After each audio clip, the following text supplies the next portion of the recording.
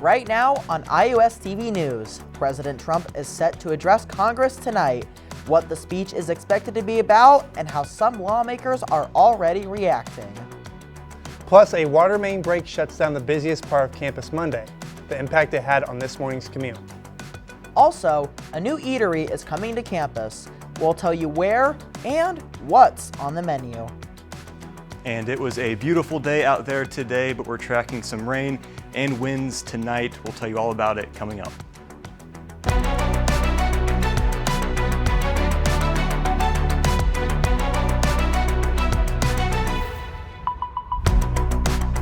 Taking a live look at the nation's capital, where we are just hours away from President Donald Trump delivering a speech in front of a joint session of Congress.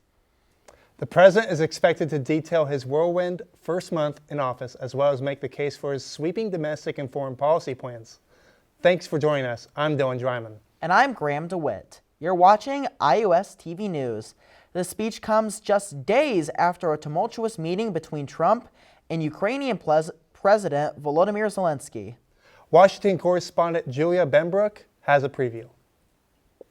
President Donald Trump is speaking to a joint session of Congress tonight. He's going to level set with the American people about where exactly we are as a country, what's happened over this past 4 years, what he's been able to accomplish over the last 4 or 5 weeks, but then what we still have yet to go. Trump has made a whirlwind of moves since inauguration, announcing several rounds of tariffs on imports, firing thousands of federal workers in an effort to reduce the size of the federal government, and signing a flurry of executive orders, with several of those facing legal challenges. This president is working so quickly. I invited him to come early in the process to give this joint address because there's so much to report to the people. Trump believes he has a mandate from voters, but parts of his agenda will require help from Congress. And tonight's speech is an opportunity to rally Republicans, who hold slim majorities in both chambers.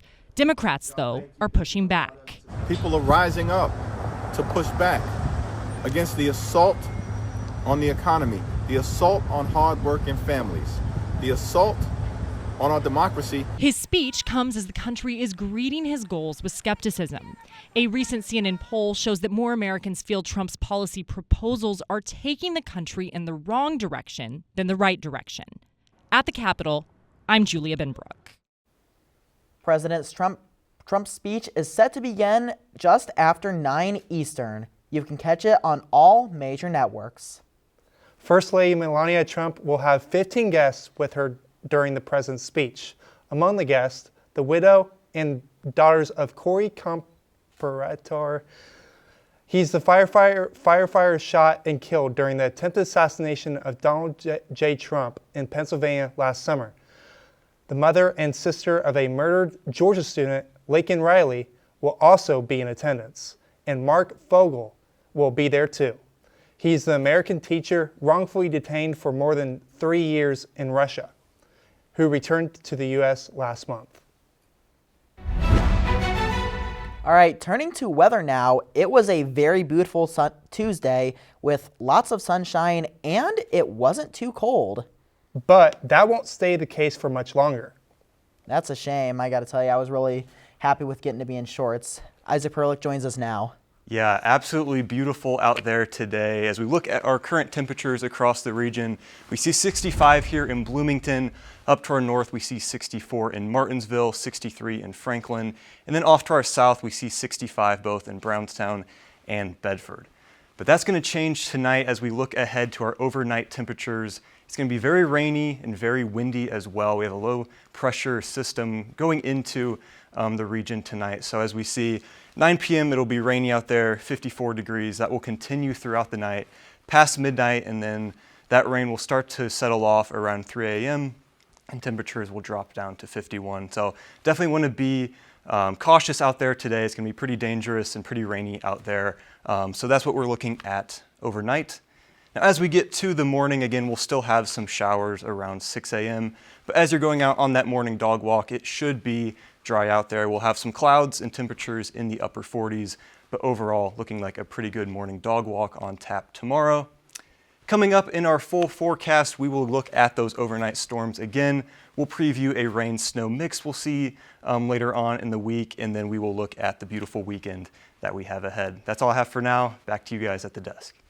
Isaac, thank you. A water main break caused quite a bit of a hassle for one of the busiest parts of campus.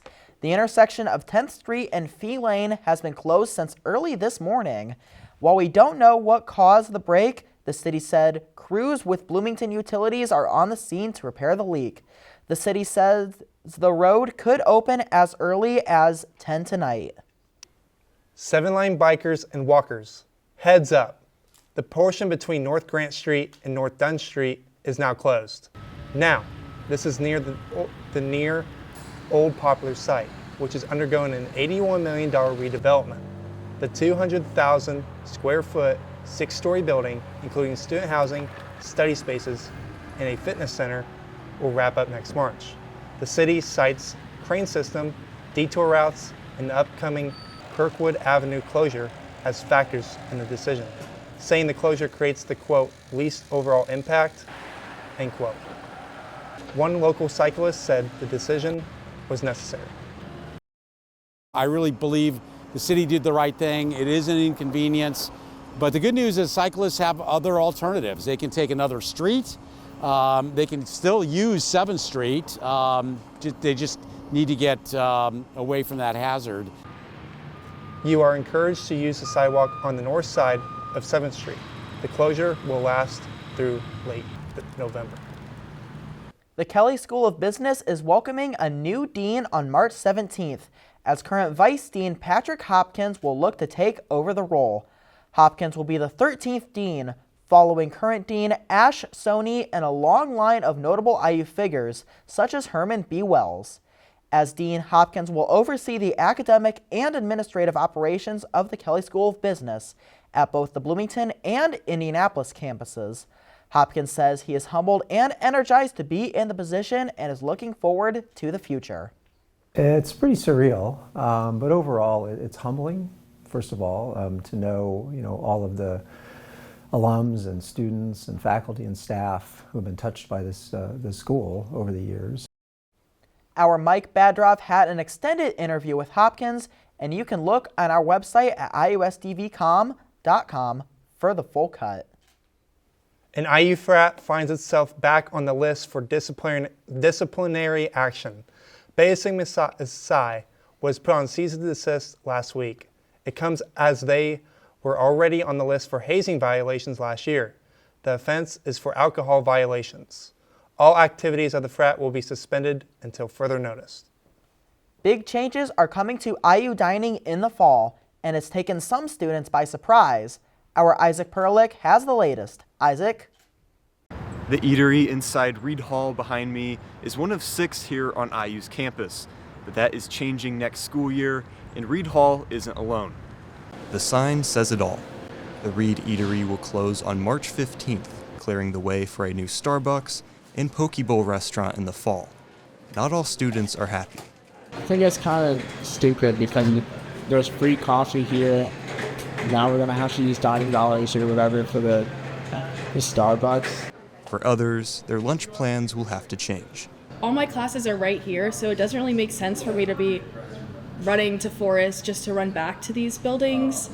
And I also paid to live in this building, so to now have to make an extra trip, I just don't have the time, honestly, either to go sit down and eat and then go to class. I literally am running to class with my sandwich in my hand most of the time. This is the only change coming to IU dining, as the reopening of Wright Quad in the fall will also see the return of its dining hall.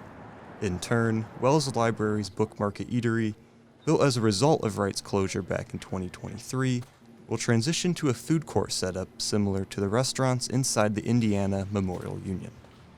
Now, all of these changes are set to be complete by the time students return in the fall, with the majority of the work being done this spring and summer.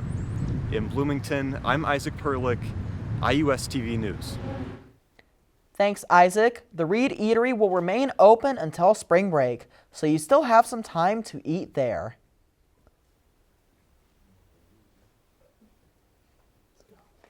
The search for a for a new counselor for the IU Bloomington campus continues.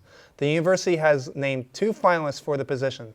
The second, who IU has not yet made public, will be at a town hall this Thursday. The IU community is invited to ask questions at the event. A separate town hall for faculty is scheduled right before. The public town hall starts at 4 p.m. on Thursday in the Wittenberger Auditorium in the IMU. IU police said an online tip about a stolen tractor from the IU golf course ended in 2 arrests and charges for 2 others. Kellyanne Hamilton and Caleb Thurman are charged with burglary and several theft charges, all felonies. The 2 allegedly broke into a maintenance building at the PFAU golf course back on February 10th. A tip from a Facebook user on February 14th led to police to a property where the 2 lived. IU police said the pair also stole thousands of dollars of power equipment tools. Police recovered nearly all of the stolen items. Rape charges against a Bloomington man have been tossed out. Manuel Lopez pleaded guilty to felony confinement. The other charges, rape and sexual battery, were dismissed. The sexual assault dates back to last July when a woman said Lopez tackled her on a sidewalk. Lopez will spend roughly 7 months in jail. Target customers, be on the lookout. Still ahead, how the company says it will react to the new tariffs from the Trump administration. Plus, new boarding practices for a popular U.S. airline is about to take off. Why it may have you heading to the airport earlier than normal.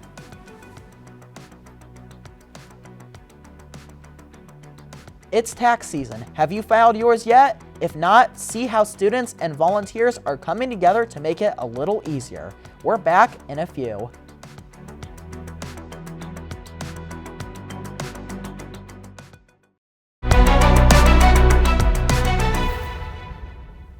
Getting your taxes done just got a little easier. Free tax assistance is available thanks to a partnership between the Maurer School of Law and United Way of South Central Indiana.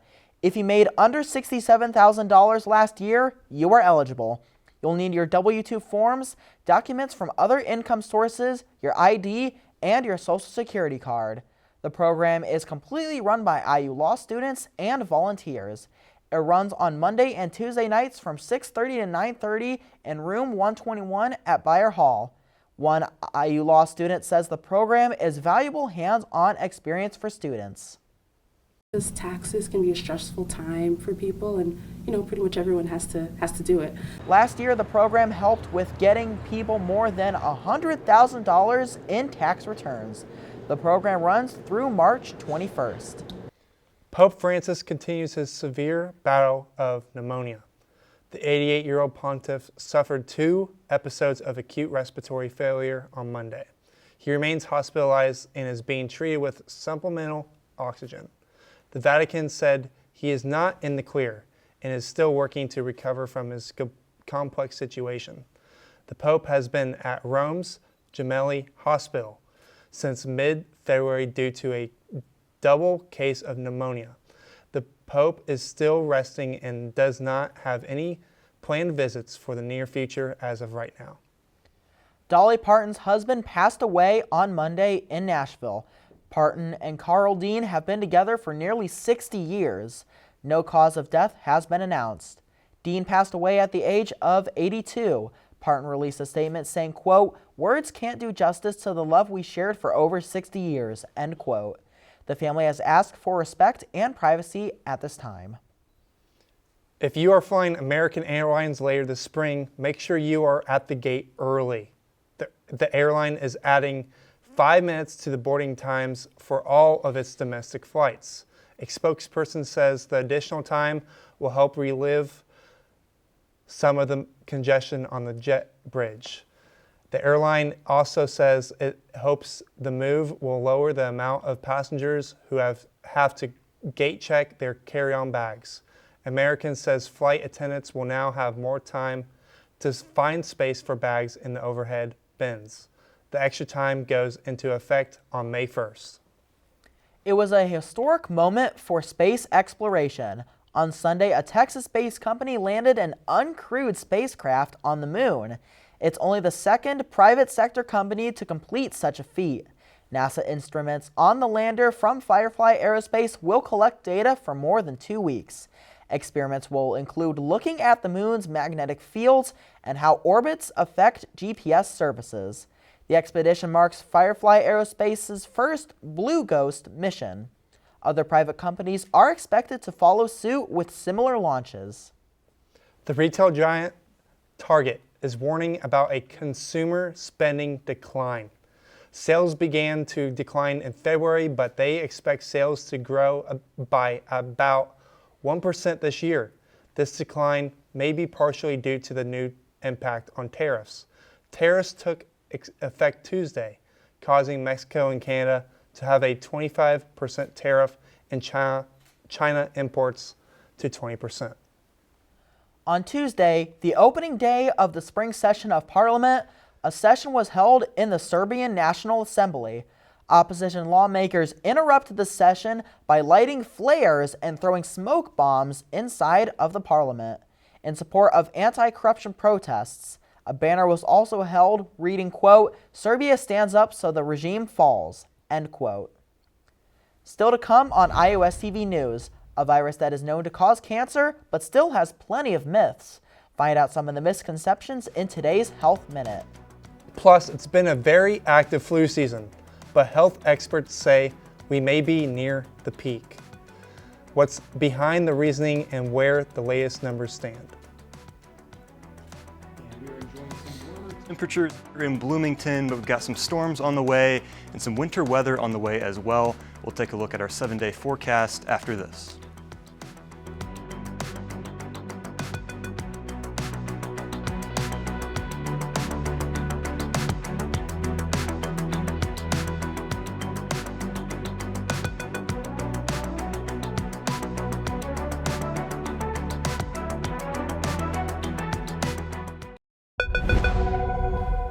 It's a common virus that can cause cancers later in life. The CDC says nearly everyone not vaccinated against HPV will get it at some point in their lives. But when it comes to this virus, there are a lot of misconceptions. In today's Health Minute, Mandy Gaither talks to a cancer expert to debunk 5 common HPV myths.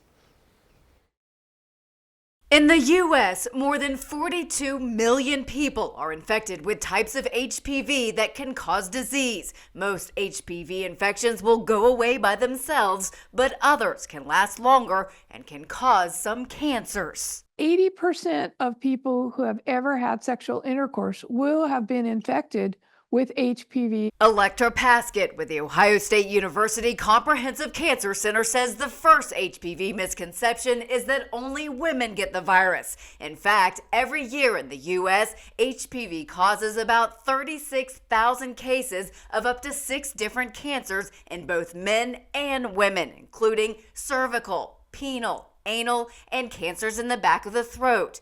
Myth 2, HPV infections cause symptoms. Paskett says most people will not have signs of the virus unless it progresses to cancer. 3, there's a cure for HPV. While treatments are available, there's currently no cure for the virus itself. 4, the HPV vaccine is only for girls. It's actually a routine vaccination recommended for all children at age 11 or 12 or through age 26 if not adequately vaccinated when younger. Finally, the myth that the HPV vaccine isn't safe and effective. Paskett says research shows that's not true. For many years, the American public has been wanting a cancer vaccine. We have a cancer vaccine. Let's get it. For Health Minute, I'm Mandy Gaither. The worst flu season the U.S. has had in more than a decade may have reached its peak. The CDC says flu activity remains high, but has dropped for 2 straight weeks. There were more than 6 flu hospitalizations for every 100,000 people in the U.S. last week. That's less than half as many as 2 weeks earlier, but still more than there have been at this point in the season in the last 15 years. The CDC expects several more weeks of flu activity. Health and Human Services Secretary RFK Jr. said vaccinations are a personal decision that can protect individuals and communities. His comments come amid a measles outbreak in Texas and 8 other states. The CDC reported 164 cases as of last week. Kennedy labeled the measles outbreak as a call to action for people to reaffirm their commitment to public health. All right, turning to weather now. It was a gorgeous start to the week, but things are about to change relatively soon, which I'm a little disappointed with. Man, I've been loving this warm weather. I hope it's here to stay. Isaac, can you tell us more about this? Yeah, so definitely enjoyed some really good weather today. Had some sunshine, some clouds, a little windy out there today, and that's definitely reflected here in our current temperatures right now. As we look across the region, we have pretty warm temperatures right now for this time of year. 64 up there in Rushville, 66 in Columbus, and then down there 64 in Washington. Again, a lot warmer than what we're used to at this point in the year. Looking ahead to tomorrow, going to be a bit of a breezy day. We're going to start out at 48 degrees at 8 a.m. That will continue throughout the lunchtime hours. It'll drop down to 42. But then at 4 p.m., that's where things are really going to start to change. We'll see some showers start to develop across the region. We'll see scattered showers throughout the rest of the afternoon. Then overnight, we could see some scattered flurries, potential for snow when we wake up on Thursday, but definitely something to watch out there tomorrow night. Definitely going to see some precipitation here in Bloomington. And then on Thursday, we're going to see highs 20 degrees cooler than what we saw today. 43 here in Bloomington, and then as we look across the region, it'll be in the low to mid 40s here in south central Indiana. But there is good news on the way here. We're going to have a beautiful weekend here in Bloomington. Looking ahead to Sunday, we're going to see that sun come back. It'll be a little bit cold when we wake up at 8 a.m., 35 degrees there. But then as we get to noon and especially 4 p.m., we'll see those temperatures start to rise. It'll be 48 at noon, 53 at 4 p.m., and that will just continue throughout the day. It's going to be an absolutely beautiful Sunday there. Then looking at our 7-day forecast, again, tonight could get a little bit dicey. We'll have some overnight storms.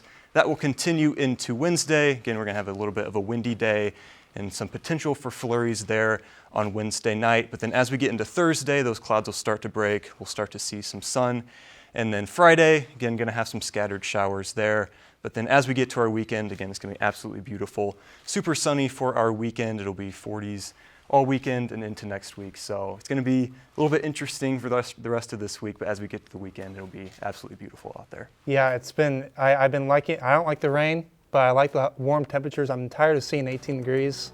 And it seems like ever since the Purdue win, the temperatures have just sparked up. It's been great. Yeah, I got to tell you, I'm hoping that that's not a sign of things to come right now. But thank you, Isaac. And speaking of sports, Allie is standing by with a look at what we can expect there. Hey, Allie. Hey, guys. The IU men's basketball continues their hot streak just at the right time. And we've previewed the road ahead for the Hoosiers, including the ongoing search for a new head coach. Plus, IU Swim and Dive is taking names with their performances in the Big Ten Championship. We have a full recap from both the men and women's finals. It's all next in sports.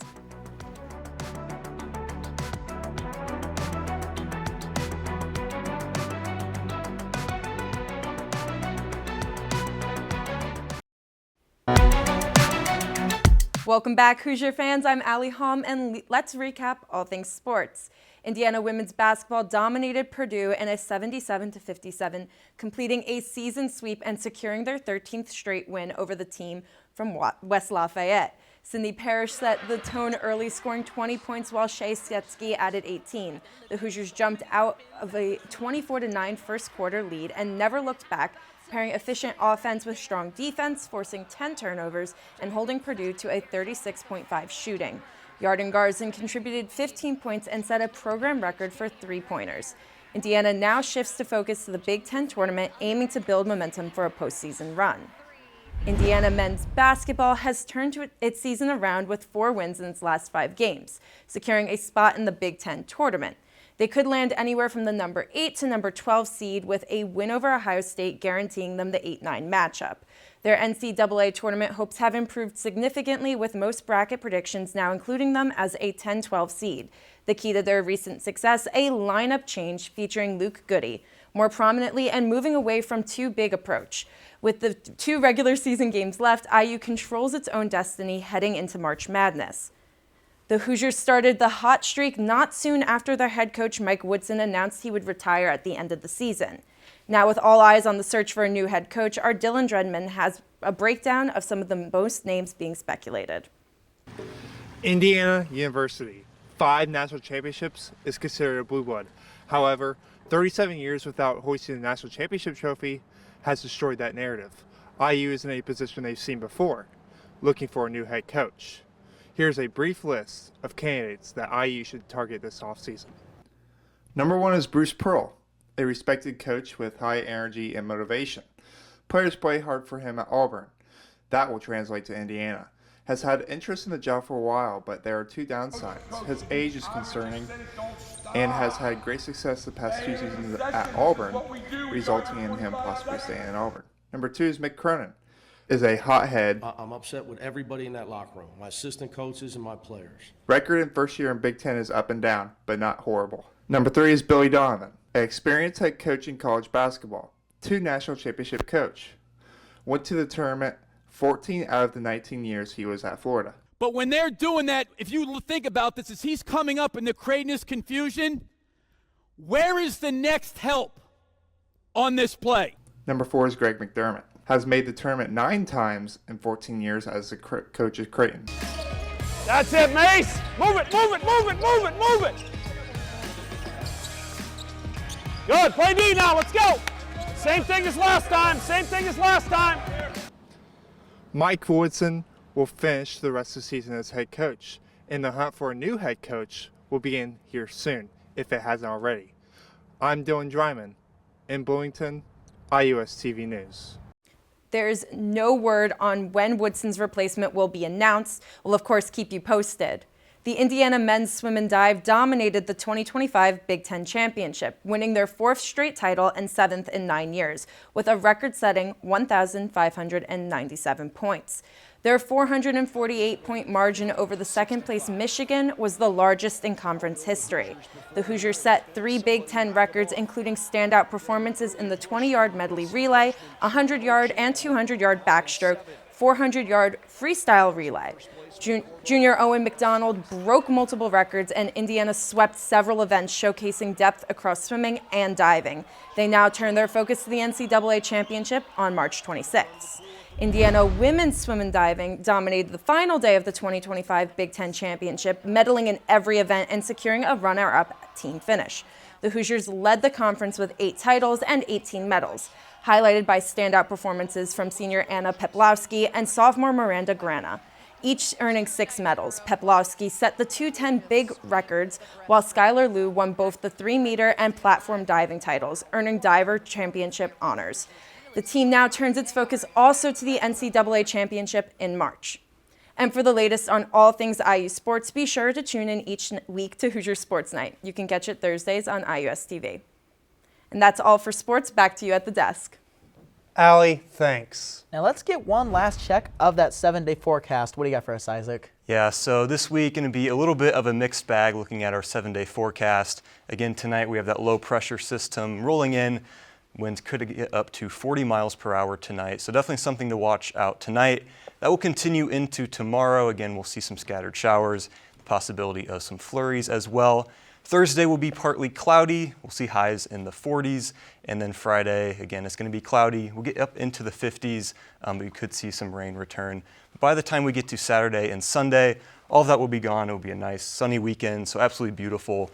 Things to look forward to there. It'll be in the high 50s, won't quite get to 50 this weekend, but then as we get to next Monday, temperatures will creep into the upper 50s and hit 60 as well. So it's going to be a good weekend. Yeah, I feel like we have to continuously roll with the punches, living here in Indiana. So going to get a little more bad before we get a lot more good. I'm really excited for that. I'm so excited to hit a golf ball. I can't even fathom how excited I am. I've heard that there's 70 degrees in the forecast here soon, and I'm excited.